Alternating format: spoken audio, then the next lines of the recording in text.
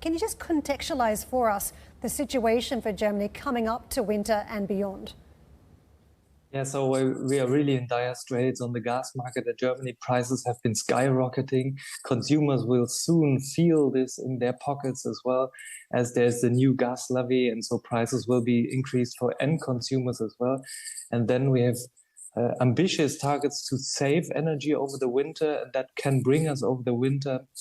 Storage stocks are pretty healthy at the moment, but storage is only enough to cater for roughly 2 to 3 months of consumption. So we have to save consumption as well in Germany. If we can talk about other areas where supply is being tapped, I mean, resorting to coal. We had a headline this morning just questioning whether we could see nuclear power plants kept active for a little bit longer. Also, these floating LNG terminals. What does this mean as we talk about the mix of product for Germany?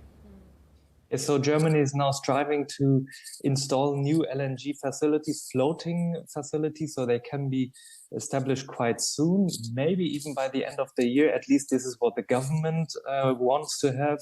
And it would make about 15%, 10 to 15% of German consumption could be then imported via LNG, for instance, through US LNG or other sources as well.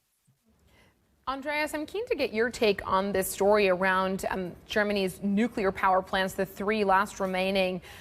The Wall Street Journal had run an article suggesting that a major policy U-turn was on the horizon, and we understand that Germany has denied that that decision has already been taken. Do you see them keeping these nuclear plants open for longer? And if so, what would that do to the energy picture in the country? Yeah, so it's highly probable that there will be a decision taken pretty soon on prolonging the nuclear power usage for a few months at least, so stretching the limits a bit. This is difficult for the Greens in the government because they've been fighting against nuclear for decades, so it's a lot of convincing work to be done in their party. But I think the government will eventually end up prolonging nuclear for some time.